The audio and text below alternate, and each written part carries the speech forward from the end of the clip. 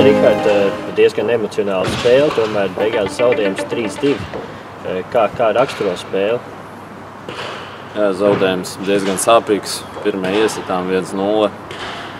Jūtu, ka komanda ir noskaņota šodien uz 3 punktiem, bet kaut kā mazliet, es teiktu, nepaveicās. Varbūt mazliet pievīlā tas, ka centra aizsargs nebija tik pieredzējis un tāda muļķīga kļūdiņa sanāca. Nospēlējām nepārliecinošu aizsardzībā pie savas bumbas. Bet spēli raksturotu ar to, ka kā otro spēli pēc kārtas mēs parādām raksturu.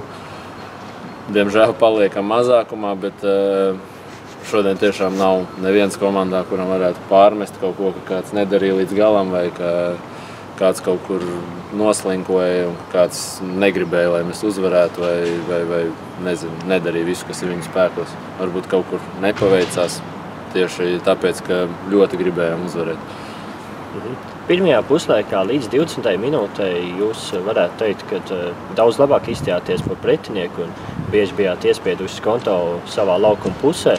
Tomēr pēc 20. minūtes spēle izlīdzinājās un viņi ar ātriem uzbrukumiem sāk jūs vairāk raustīt un pāris reizes glāba vārtsargs. Tad kas notika līdz pēc 20. minūtes?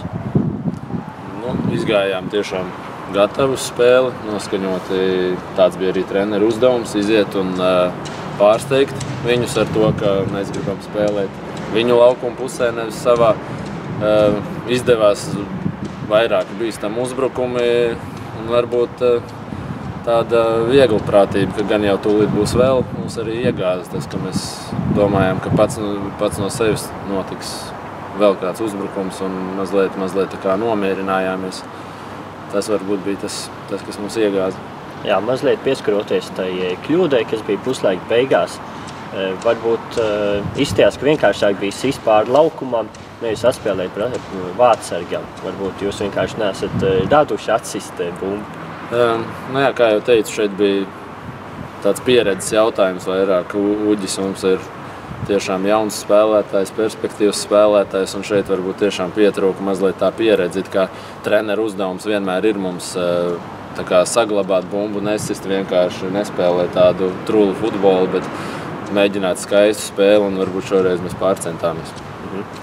Otrajā puslaikā izskatījās, kad jūs iznācāt negatavi, vai bijāt jau zaudējuši domu par uzvaru? Ģērbtuvēs mēs jau aizgājām, uzmundrinājām viens otru un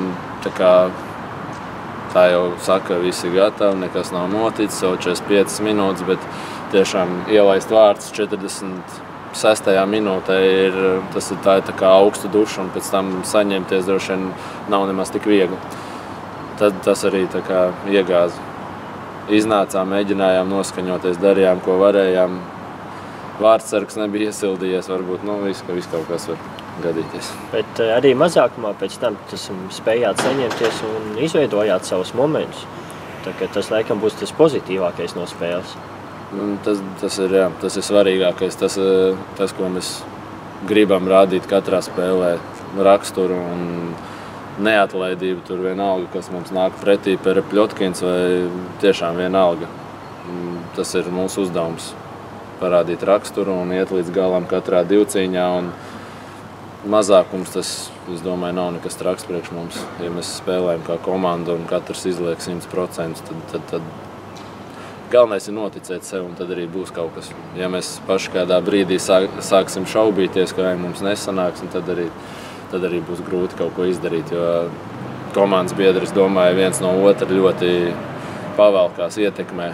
Ja viens nokārš galvu, tad ķēdes reakcija aizies un vēl kāds nokārš galvu, bet droši vien man kā kapteinim jābūt tam, kuram jāparāda tas mugurkauls un jāpavelk citi, un tad atkal būs ķēdes reakcija uz otru pusi. Tēt, līdz nākamajai spēlē tādu palielākas pausīt, kāda komandai plāni ir? Tagad treneris iedos mazliet atpūsties, un tad jau gatavojamies kausam.